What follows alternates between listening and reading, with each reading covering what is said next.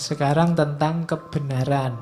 Ini makhluk idolanya para pengkaji filsafat. Katanya Marcus Aurelius, kebenaran itu sifatnya perspektif.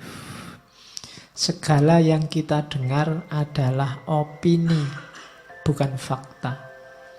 Segala yang kita lihat adalah perspektif, bukan kebenaran. Ini nanti belakangan dikembangkan teorinya oleh Immanuel Kant, jadi das Ding an sich namanya. Sesuatu apa adanya dan sesuatu yang sudah dipersepsi, dipahami oleh manusia. Ketika orang ngomong tentang sesuatu yang namanya kebenaran, begitu kebenaran itu diomongkan, dia jadi opini. Opini itu kebenaran versi yang ngomong. Kalian ikut ngaji, terus keluar cerita tentang ngaji ini, itu yang keluar dari penjelasanmu, dari mulutmu, itu adalah opinimu tentang ngaji ini. Kalau opini, ya itu pendapatmu sendiri. Persepsi juga begitu. Kalau engkau melihat sesuatu kebenaran, begitu engkau melihat dan kamu pahami itu, hasil penglihatan dan pemahamanmu itu namanya persepsi sudah. Bukan lagi kebenaran itu sendiri, tapi kebenaran menurutmu. Jadi segala yang kau dengar adalah opini, segala yang kau lihat adalah perspektif. Sebenar apapun, sebaik apapun yang disampaikan orang atau yang kau lihat, sifatnya sama. Sifatnya opini atau perspektif.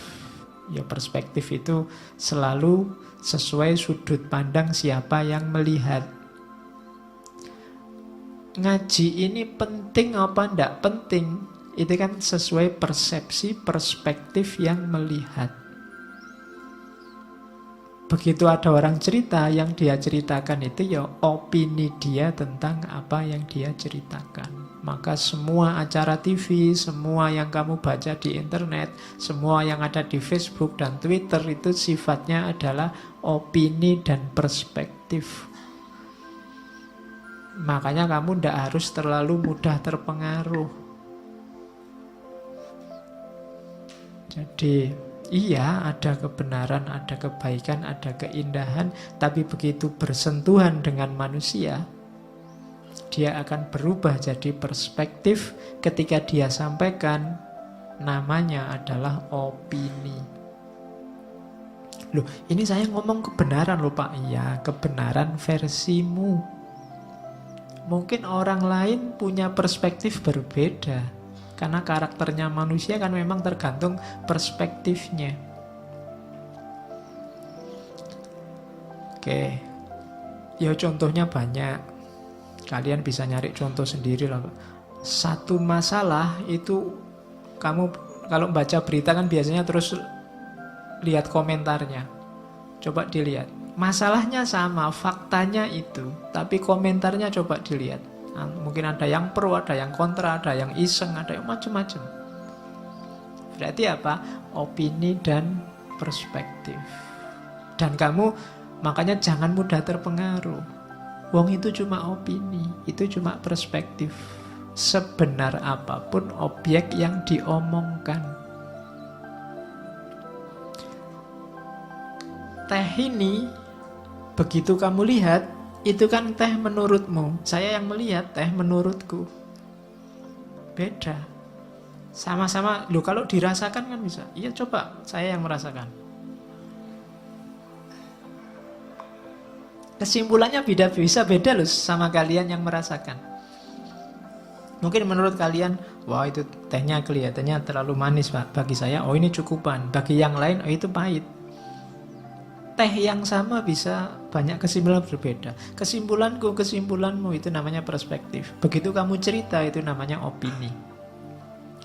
Jadi itu loh yang kita sebut kebenaran itu.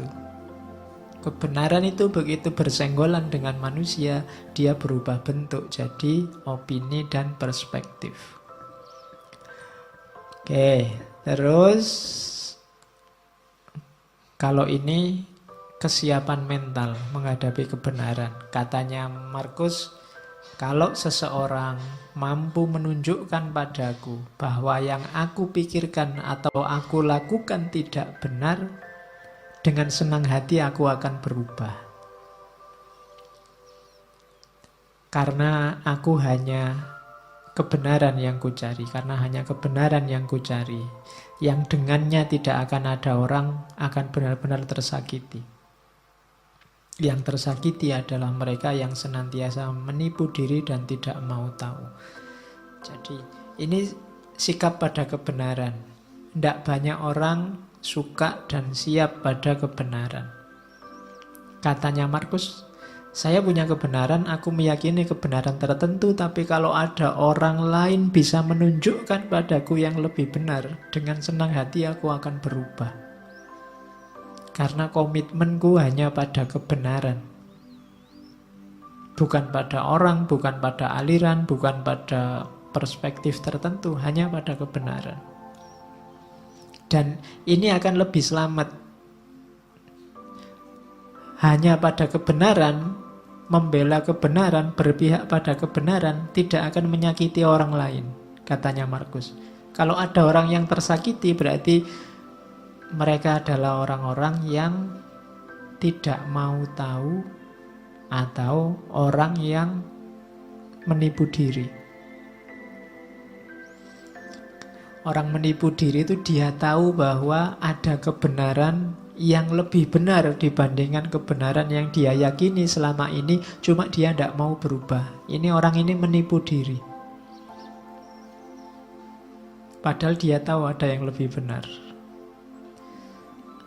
Ya kalau bukan menipu diri, nama lainnya dia cuek, tidak mau tahu. Pokoknya kalau sudah ini ya ini. Ini ada hubungannya dengan saya bilang tadi, orang-orang yang kaku. Padahal hidup ini dinamis, kita manusia terbatas.